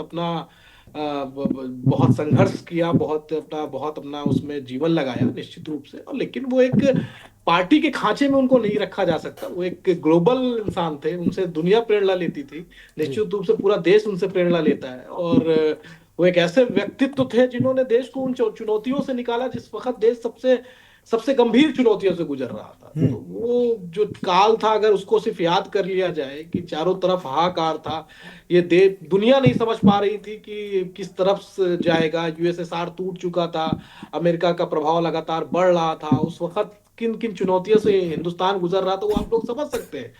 उसके बावजूद भी देश को एक दिशा दी, एक धारा दी, एक उन्होंने एक अपना खुद का एक अपना ग्लोबलाइजेशन का जो उनका एक अपना खुद की थ्योरी थी, उन्होंने दुनिया को दी और दुनिया ने उसको फॉलो किया। बराक ओबामा साहब ने उनको अपना गुरु माना। Being as a president of United State, उन्होंने अपना स्टेटमेंट दिया कि मैं उनको गुरु मानता हूं। And he is a man with very high dignity. उन्होंने उससे कभी कंप्रोमाइज नहीं किया। उन्होंने जाते जाते वक्त भी, अगर मैं याद करूं, उन्होंने जो उनका लास्ट प्रेस कॉन्फ्रेंस की एक बात मुझे याद आ रही, मैं उसको जरूर चाहूंगा कि उसको सुनना चाहिए आपके दर्शकों को, कि उन्होंने आखिरी जो प्रेस कॉन्फ्रेंस किया अक्षरशः वो बिल्कुल सही उतरी है। उन्होंने एक बहुत अच्छी बात कही कि I honestly believe history will be kinder to me than the contemporary media or for the matter the opposition parties in parliament। जिस तरीके से उनके ऊपर बहुत सारे आक्षेप लगाए थे, तो history will be kinder enough to me. आज सब कुछ आज बिल्कुल शीशे की तरह साफ है। आज मनमोहन सिंह जी ने जो देश को दिशा दी थी, जो देश को एक धारा दी थी, उसी दिशा में देश चल रहा है। उसी दिशा की तरफ निश्चित रूप से उन्होंने हमेशा इस देश के अंदर पीस, इस देश के अंदर हार्मोनी, इस देश के अंदर आपसी भाईचारा, इस देश के अंदर मोहब्बत, इस देश में सबकी प्रॉस्पेरिटी के लिए उन्होंने हमेशा काम किया मनमोहन सिंह जी ने। और ये जो उनके विचार थे, जो प्रेरणा थी, उससे हम लोग आज भी प्रेरणा ले रहे हैं और लेते रहेंगे कि जिस विचार के साथ उन्होंने देश को चलाया, जिस सद्भाव के साथ उन्होंने देश चलाया, जिस भाईचारे के साथ उन्होंने देश को चलाया, जिस मोहब्बत के साथ उन्होंने देश को चलाया, जिस तरह से सबको इंक्लूसिव करके सबको उन्होंने चलाया। बहुत सारी बातें ऐसी होती थी जो विपक्ष की बातें वो मान लेते थे कि हाँ ठीक है, ऐसे नहीं, आप जो कह रहे हो वैसे होगा। तो वो जो इंक्लूसिव नेचर था कि सबको कैसे साथ लेके चलना है, सबको कैसे इकट्ठा लेके चलना है, सबके विचारों को कैसे समावेशी बनाना है, किस तरीके से एक सरकार को सबके विचार उसमें समावेश करते थे वो, चाहे वो अपोजिशन का रहा हो, चाहे वो कांग्रेस का रहा हो, चाहे वो जिस पार्टी का रहा हो। He was a great listener. आपको शायद पता होगा, आप तो बेहद वरिष्ठ, आपने जरूर सरकार को कवर किया होगा।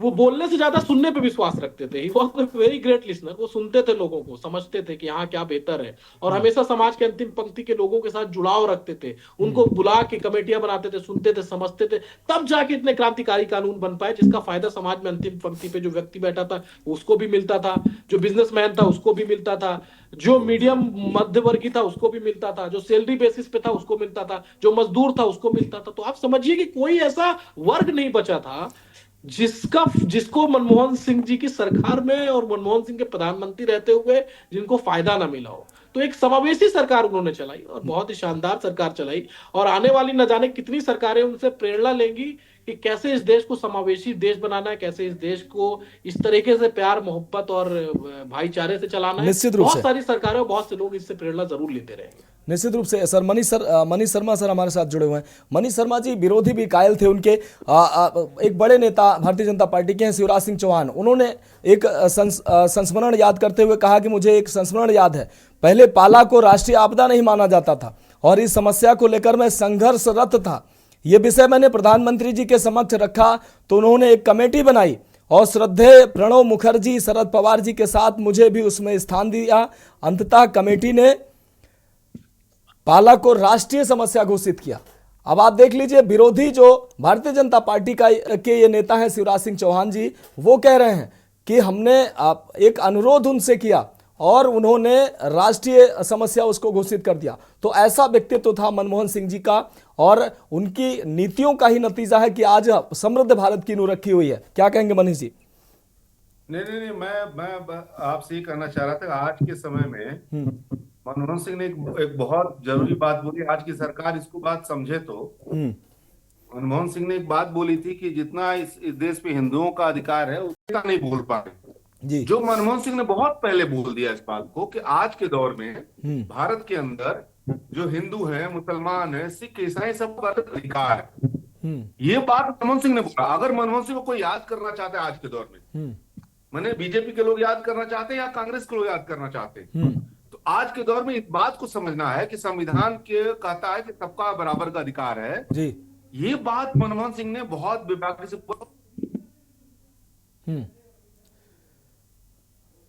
ठीक है।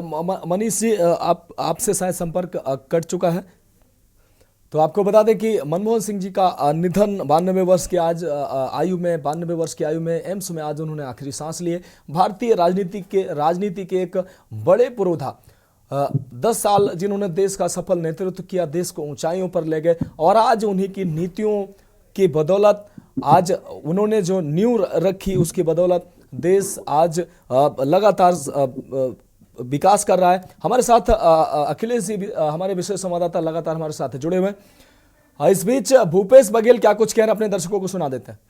डॉक्टर मनमोहन सिंह जी के निधन की जो खबर है वो बेहद ही दुखद है। देश को एक अपूर्णी क्षति हुई है, कांग्रेस पार्टी को अपूर्णी क्षति हुई है। एक कुशल अर्थशास्त्री के रूप में उन्होंने देश की सेवा की, वित्त मंत्री के रूप में और फिर 10 साल प्रधानमंत्री के रूप में। जो आर्थिक सुधार उन्होंने किए उसका लाभ पूरे देश को हुआ। अब प्रधानमंत्री के रूप में जहां प्रथम कार्यकाल कृषि सुधार, कृषि के एमएसपी की जो कीमत है उसको उन्होंने बढ़ाया और वहीं मनरेगा जैसे 5 बड़े कानून उन्होंने बनाए, जिससे आम जनता को लाभ हुआ है। और मनरेगा जैसे क्रांतिकारी कदम के कारण से 14 करोड़ गरीब लोग गरीबी रेखा से बाहर आए। वहीं उन्होंने शिक्षा का अधिकार, सूचना का अधिकार, भोजन का अधिकार जैसे अनेक कानून पास किए जो कभी कोई कल्पना कर नहीं सकता था। और डॉक्टर साहब के जाने से एक अपूर्णी क्षति पूरे देश को हुआ है। हम लोग अनेक बार उनसे मुलाकात किए, कई मार्गदर्शन उनसे लेते रहे, व्यक्तिगत रूप से भी ये क्षति हुई है। तो कांग्रेस ने अपने शब्दों से उनको श्रद्धांजलि दी है। पूर्व प्रधानमंत्री मनमोहन सिंह को याद किया, उन्होंने श्रद्धांजलि दी। हमारे विशेष संवाददाता अखिलेश जी हमारे साथ लगातार बने हुए हैं। अखिलेश जी, अभी का अहम अपडेट क्या है? आप जिस तरीके से एम्स में लगातार दिग्गजों का पहुंचना जारी है, अब आगे की प्रक्रिया क्या होने वाली है? क्या कुछ अहम अपडेट है? मनोज, अब तक अपडेट की बात की जाए तो एम्स से उनके पार्थिव शरीर को जनपद रोड पर लाया गया है। 9 जनपद रोड है जहां पर वो पूर्व प्रधानमंत्री के तौर पर आधिकारिक आवास उनको भारत सरकार से आवंटित है, जहां पर उनका परिवार रह रहा था। और उसी आवास पर उनके पार्थिव शरीर को एम्बुलेंस के द्वारा एम्स से लाया गया है। प्रियंका गांधी वहां पहुंच चुकी हैं, कांग्रेस के बड़े नेता वहां पहुंच रहे हैं और बाकी मल्लिकार्जुन खड़गे, राहुल गांधी भी रास्ते में, वो भी पहुंचने वाले हैं। तो ये बताया जा रहा है कि अब इनके अंतिम संस्कार की प्रक्रिया कल शुरू होगी। कुछ लोगों को बाहर से आना है, उनका भी इंतजार हो रहा है। भारत सरकार ने तो घोषित कर ही दिया है कि 7 दिन का राष्ट्रीय शोक रहेगा और उनकी अंतिम सरकार की जो प्रक्रिया है, अंतिम संस्कार की, वो भारत सरकार करेगी और उसको पूरे राजकीय सम्मान के साथ किया जाएगा, जैसा कि पूर्व प्रधानमंत्रियों के साथ किया जाता है। तो अब तक की अपडेट है। बाकी सुबह में जो बाकी लोगों का आना जाना लगा रहेगा, राष्ट्रपति द्रौपदी मुर्मू की तरफ से ट्वीट किया गया, उपराष्ट्रपति जगदीप धनखड़ की तरफ से ट्वीट किया गया, अमित शाह केंद्रीय गृह मंत्री की तरफ से ट्वीट किया, प्रधानमंत्री नरेंद्र मोदी की तरफ से ट्वीट किया, भारतीय जनता पार्टी के राष्ट्रीय अध्यक्ष जेपी नड्डा की तरफ से ट्वीट किया गया और रक्षा मंत्री राजनाथ सिंह की तरफ से ट्वीट किया और देश के ज्यादातर मुख्यमंत्रियों की तरफ से ट्वीट करके दुख प्रकट किया गया है। पीड़ित परिवार के साथ संवेदना प्रकट की है, उनको श्रद्धांजलि सोशल मीडिया पर दी गई है। तो इस तरह के लगातार मैसेज आ रहे हैं और देश के सभी नेता उनको अपनी श्रद्धांजलि अर्पित कर रहे हैं, जो संवैधानिक पद पर बैठे हुए सभी राजनेताओं के द्वारा ट्वीट किए जा रहे हैं।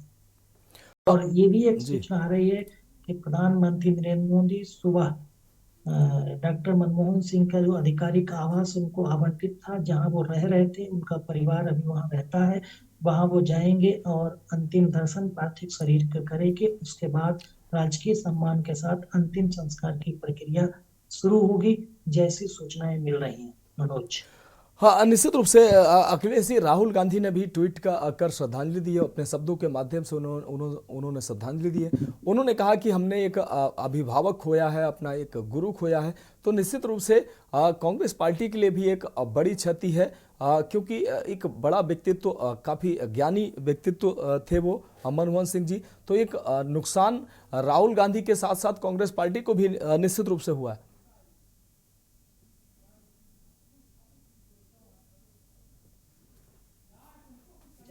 ट्वीट की जो भाषा है और उसमें जो उन्होंने 4 फोटो का इस्तेमाल किया है, उन फोटोज पर भी अगर गौर किया जाए, देखिए राहुल गांधी की तरफ से लिखा गया है ट्वीट में कि मनमोहन सिंह ने असीम बुद्धिमत्ता और निष्ठा के साथ भारत का नेतृत्व किया। उनकी विनम्रता और अर्थशास्त्र की गहरी समझ ने देश को प्रेरित किया। मैंने एक गुरु और मार्गदर्शक खो दिया है। हमसे लाखों लोग जो उनके प्रशंसक थे, उन्हें अत्यंत गर्व के साथ याद करेंगे। अब बात रही उनके साथ जो 4 फोटो ट्वीट किए हैं राहुल गांधी ने, उन पर भी अगर गौर किया जाए तो देखिए, एक उस जमाने का राहुल गांधी ने फोटो ट्वीट किया है कि जब वो वित्त मंत्री हुआ करते थे 1991 से 1996 के बीच नरसिंहा राव में, जब वो वित्त मंत्री हुआ करते थे, उस दौर का एक फोटो ट्वीट किया। उसके बाद एक राहुल गांधी द्वारा वो फोटो ट्वीट किया गया कि जब बतौर प्रधानमंत्री डॉक्टर मनमोहन सिंह ने 22 मई 2004 को प्रधानमंत्री पद की शपथ ली थी। एक उस दिन का फोटो ट्वीट किया। उसके साथ ही साथ एक प्रेस कॉन्फ्रेंस राहुल गांधी ने और डॉक्टर मनमोहन सिंह ने साथ में साझा की थी और ये एनडीए सरकार के खिलाफ प्रेस कॉन्फ्रेंस की गई थी, उसका एक फोटो ट्वीट किया। उसके साथ ही साथ चौथे फोटो की अगर बात की जाए तो राहुल गांधी ने मनमोहन सिंह के साथ अपने आत्मीय मिलन को, एक मुलाकात को, एक दूसरे के साथ हाथ मिलाते हुए और जिस आत्मीयता और सरल सौम्यता स्वभाव की चर्चा की जाती है, उसको प्रदर्शित करने का काम इस फोटो में किया जा रहा है। तो कह सकते हैं कि राहुल गांधी उनके प्रति कैसी दुखद महसूस कर रहे हैं और गहरी संवेदना प्रकट कर रहे हैं। वो उनके द्वारा 4 फोटो जो ट्वीट किए गए हैं, वो राहुल गांधी की संवेदना से जाहिर किया जा सकता है और अंदाजा भी लगाया जा सकता है कि राहुल गांधी कितने गहरे सदमे में है कि उन्होंने एक कांग्रेस का वरिष्ठ नेता ही नहीं, देश का पूर्व प्रधानमंत्री ही नहीं, देश के अर्थशास्त्री को भी खो दिया। मनोज। हाँ, निश्चित रूप से अखिलेश जी, आप हमारे साथ बने रहिए। अलग अलग राजनीतिक दलों के प्रमुखों ने और तमाम नेताओं ने ट्वीट के माध्यम से उनको श्रद्धांजलि दी है। आपको बता दें, मायावती ने भी ट्वीट किया है, उन्होंने भी मनमोहन सिंह जी को श्रद्धांजलि दी है, अपने शब्दों से श्रद्धांजलि दी है। प्रियंका गांधी ने भी श्रद्धांजलि दी है। उन्होंने कहा कि ऐसे ईमानदार व्यक्तित्व के लोग जिनकी इज्जत स्वतः करने का मन करता है। तो प्रियंका गांधी ने भी साफ तौर पर ट्वीट कर अपने शब्दों के माध्यम से श्रद्धांजलि दी है। अलग अलग नेताओं की श्रद्धांजलि आई है। उत्तर प्रदेश के मुख्यमंत्री योगी आदित्यनाथ की श्रद्धांजलि सामने आई है। उन्होंने भी मनमोहन सिंह के विराट व्यक्तित्व को याद करते हुए उन्होंने उनको श्रद्धांजलि दी। तमाम कांग्रेस के साथ अलग अलग पार्टियों के तमाम नेताओं ने उनको श्रद्धांजलि दी। एक अखिलेश जी, एक विराट व्यक्तित्व की हम बात कर रहे हैं। मनमोहन सिंह जी का जब नाम आता है तो एक ऐसा व्यक्तित्व जो सीधा सरल और बेवजह की चीज़ों से मतलब नहीं, ना राजनीतिक छीटाकशी से मतलब, ना आरोप प्रत्यारोप से मतलब, और राजनीति का शिखर पर बैठा व्यक्ति और इतना सरल, कैसे ये संभव है जो मनमोहन सिंह जी में था?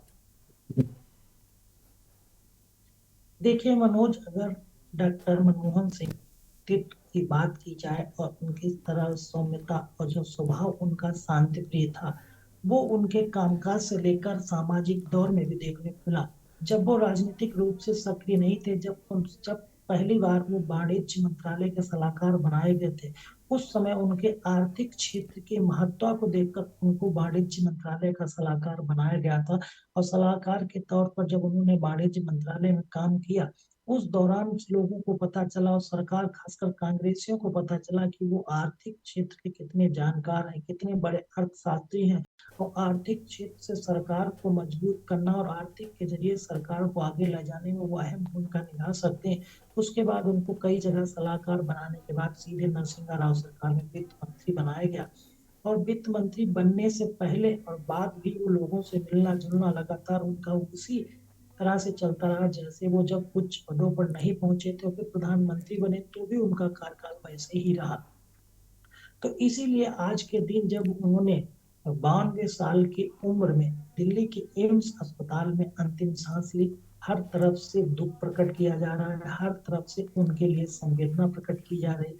हर कोई उनको ट्विटर पर श्रद्धांजलि दे रहा है, मैसेज कर रहा है, उनके बातों को याद कर रहा है और उनके द्वारा किए गए कामों को लगातार याद कर रहा है।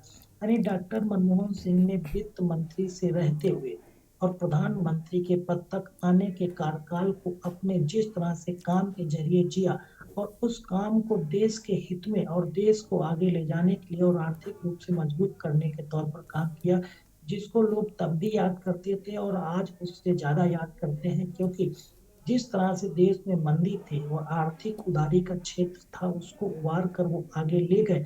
और देश दुनिया के तमाम ऐसे देश थे जो इस मंदी को झेलने में नाकाम रहे, लेकिन भारत जैसा विकासशील देश भी इस दुनिया की आर्थिक मंदी की मार झेलने से बच गया और आर्थिक मंदी में भारत खड़ा रहा, मजबूत रहा और आगे बढ़ता रहा। उसकी अपनी विकासशील यात्रा थी, वो लगातार निरंतर बढ़ती रही। इसे कहा जा सकता है कि उनकी अर्थशास्त्री के तौर पर कितनी अर्थशास्त्र में पकड़ थी, कितनी उनकी आर्थिक क्षेत्र में पकड़ थी, जो आर्थिक फैसले लगातार एक के बाद एक वो ले रहे थे।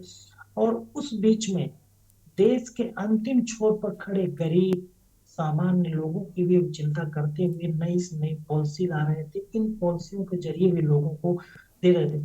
जब सूचना का अधिकार लाया गया था तो लोगों के द्वारा बड़ा सवाल उठाए जा रहे थे कि आखिर इससे लगा सरकार डिस्टर्ब होगी, सरकार के व्यवधान उत्पन्न होंगे, इतने सवाल पूछे जाएंगे।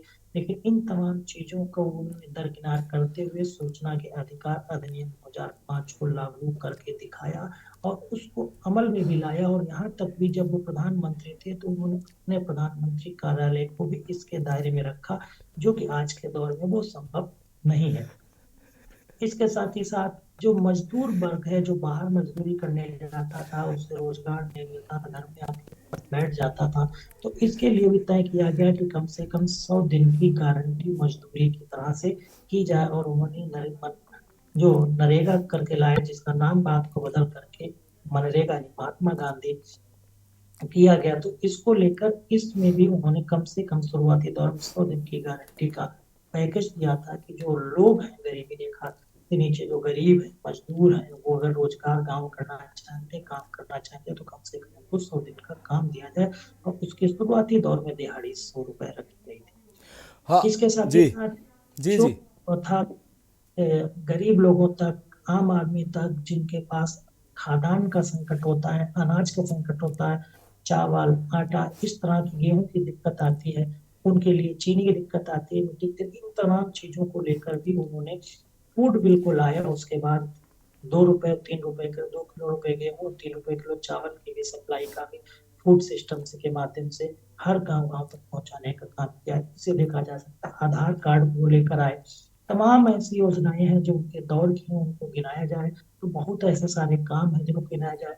और खासकर जब भ्रष्टाचार के तमाम आरोप लग रहे थे तो उसमें भी वो बेदाग साबित हुए और उनके ऊपर आरोप नहीं लगते थे, उनके मंत्रियों के ऊपर आरोप लगते थे। सीधे सीधे प्रधानमंत्री को टारगेट करके नहीं करता था, लेकिन कहते थे कि जब मंत्री दागदार है तो प्रधानमंत्री जिम्मेदारी बनती है। फिलहाल सीधे तौर पर वो कोई जिम्मेदार नहीं ठहराता था, लेकिन बात को सारी जांचें हुई, कोर्ट चला और हर जगह से मामला दूध का दूध पानी का पानी साफ हुआ। जहाँ ना तो प्रधानमंत्री रहते हुए मनमोहन सिंह पर कोई आरोप लगे और ना तो प्रधानमंत्री के बाद उनको जब पद से हट गए तो भी कोई आरोप नहीं लगे, और बाकी जो आरोप लगे थे वो भी सब गलत सिद्ध हुए। मनोज। निश्चित रूप से अखिलेश जी आप हमारे साथ बने रहिए। अलग अलग राजनीतिक पार्टियों ने ट्वीट के माध्यम से श्रद्धांजलि दी है। सत्य और अखिलेश जी ने ट्वीट किया है, सत्य और सौम्य व्यक्तित्व के धनी महान अर्थशास्त्री भूतपूर्व प्रधानमंत्री मनमोहन सिंह जी का निधन एक अंतर्राष्ट्रीय अपूर्णीय क्षति है। भावभीनी श्रद्धांजलि। तो सपा प्रमुख अखिलेश यादव ने भी अपने शब्दों के माध्यम से मनमोहन सिंह जी को श्रद्धांजलि दी है। मायावती जी ने भी अपने शब्दों के माध्यम से पूर्व प्रधानमंत्री मनमोहन सिंह जी को श्रद्धांजलि दी है। आपको बता दें कि देश के प्रधानमंत्री ने भी श्रद्धांजलि दी है। भारत ने अपने एक महान नेता डॉक्टर मनमोहन सिंह जी के निधन पर शोक व्यक्त किया है। साधारण शुरुआत से उठकर वे एक सम्मानित अर्थशास्त्री बने। उन्होंने कई सरकारी पदों पर सेवाएं दी, जिसमें वित्त मंत्री के रूप में भी कार्य किया और हमारे आर्थिक नीति पर वर्षों तक गहरी छाप छोड़ी। संसद में उनके हस्तक्षेप भी गहरे दृष्टिकोण वाले होते थे। हमारे प्रधानमंत्री के रूप में उन्होंने भारत ने अपने एक महान नेता को खोया है। ये प्रधानमंत्री नरेंद्र मोदी ने ट्वीट के माध्यम से उनको श्रद्धांजलि दी है, उनको अपने शब्दों से श्रद्धांजलि दी है। एक सम्मानित अर्थशास्त्री उनको कहा। और प्रियंका गांधी ने, कांग्रेस सांसद प्रियंका गांधी ने भी ट्वीट किया, राजनीति में कुछ ही लोग ऐसे होते हैं जो सरदार मनमोहन सिंह जी की तरह सम्मान की प्रेरणा देते हैं। उनकी ईमानदारी हमेशा हमारे लिए प्रेरणा का स्रोत रहेगी। वह हमेशा उन लोगों में सबसे ऊंचे स्थान पर खड़े रहेंगे जो इस देश को सच में चाहते हैं, क्योंकि उन्होंने विरोधियों द्वारा किए गए अन्यायपूर्ण और गहरे व्यक्तिगत हमलों के बावजूद अपनी देश सेवा की प्रतिबद्धता में कभी कोई समझौता नहीं किया। वह अंत तक वास्तव में समानतावादी, समझदार, दृढ़ नायक और साहसी थे। राजनीति की कठिन दुनिया में वह एक विशिष्ट, सम्मानित और सौम्य व्यक्ति थे। मायावती ने भी ट्वीट किया है। बसपा सुप्रीमो मायावती ने, देश के पूर्व प्रधानमंत्री डॉक्टर मनमोहन सिंह जी, आज उनका निधन की खबर अति दुखद है। भारत की अर्थव्यवस्था सुधार में उनका खास योगदान रहा। वे नेक इंसान थे। उनके परिवार, सभी चाहने वालों के प्रति मेरी गहरी संवेदना। तो मायावती ने, बसपा प्रमुख मायावती ने भी शोक संवेदना व्यक्त की है। तो तमाम अलग अलग राजनीतिक दलों के लोगों ने पूर्व प्रधानमंत्री मनमोहन सिंह जी को अपने शब्दों से श्रद्धांजलि अर्पित की है, गहरी शोक संवेदना व्यक्त की है, उनके परिवार के प्रति भी संवेदना अर्पित की है। इसी के साथ भारत सरकार ने भी अपने सभी कार्यक्रम रद्द कर दिए हैं। भारत सरकार के जो भी सरकारी कार्यक्रम थे वो सभी रद्द कर दिए गए हैं प्रधानमंत्री के नेतृत्व में। और ये वो ट्वीट है, राहुल गांधी ने ट्वीट किया। आपको बता दें, राहुल गांधी ने जो ट्वीट किया है, उन्होंने साफ तौर पर कहा कि हमने एक गुरु खोया है, हमने एक अभिभावक खोया है और निश्चित रूप से ये हमारे लिए निजी क्षति है, कांग्रेस के लिए निजी क्षति है। तो राहुल गांधी ने भी ट्वीट के माध्यम से, अपने शब्दों के माध्यम से उनको श्रद्धांजलि दी, उनको याद किया। राहुल गांधी ने तमाम फोटो के साथ मनमोहन सिंह जी उनके साथ जो तस्वीरें थी, उन तस्वीरों के साथ हमने ट्वीट किया है और उस ट्वीट के माध्यम से उन्होंने उन यादों को साझा किया है जो मनमोहन जी के साथ उन्होंने समय गुजारा था। तो उन फोटो को भी, तो भारत सरकार ने अपने सभी कार्यक्रम रद्द कर दिए हैं। कल सुबह 11 बजे प्रधानमंत्री के नेतृत्व में कैबिनेट बैठक होगी और इस बैठक में कुछ अहम निर्णय हो सकते हैं। फिलहाल 7 दिन के राष्ट्रीय शोक की बात सामने आ रही है। राजकीय सम्मान के साथ पूर्व प्रधानमंत्री मनमोहन सिंह जी का अंतिम संस्कार करने की बात सरकार कह रही है फिलहाल। तो कुछ ही पल में पूर्व प्रधानमंत्री मनमोहन सिंह जी का पार्थिव शरीर एम्स से उनके आवास पर ले जाया जाएगा और वहां से कल उनका अंतिम दर्शन के लिए उनका पार्थिव शरीर रखा जाएगा और कल सभी राजनीतिक दलों के लोग, उनके देश दुनिया में उनके चाहने वाले लोग उनके अंतिम दर्शन करेंगे। उसके बाद उनका अंतिम संस्कार किया जाएगा, राजकीय सम्मान के साथ उनका अंतिम संस्कार किया जाएगा। सरकार ने फैसला किया है कि राजकीय सम्मान के साथ उनका अंतिम संस्कार किया जाएगा। आपको बता दें, भारत सरकार ने अपने सभी कार्यक्रम निरस्त कर दिए हैं। 7 दिन का राष्ट्रीय शोक की घोषणा की है और राजकीय सम्मान के साथ पूर्व प्रधानमंत्री मनमोहन सिंह जी का अंतिम संस्कार करने की बात सरकार के द्वारा कही गई है।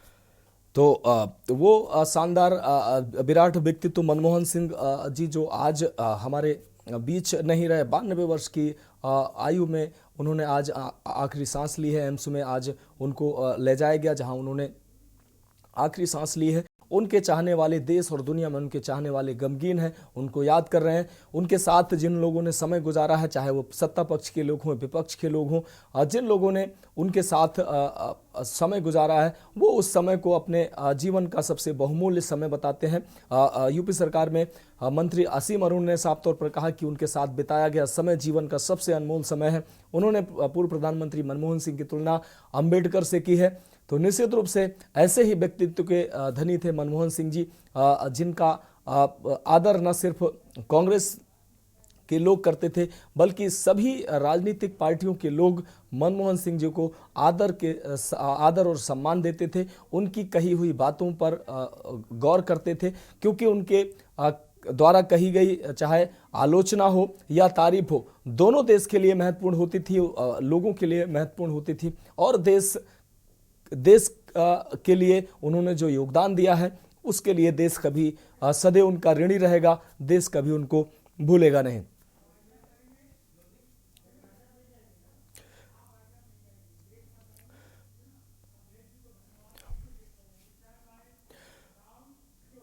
तो दिल्ली से हमारे संवाददाता, विशेष संवाददाता अखिलेश जी हमारे साथ लगातार बने रहे, लगातार पल पल की उन्होंने अपडेट दी। अखिलेश जी आपका बहुत शुक्रिया।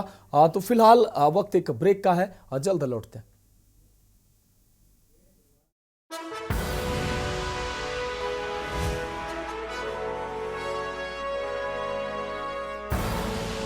आप देख रहे हैं के न्यूज़, खबरों का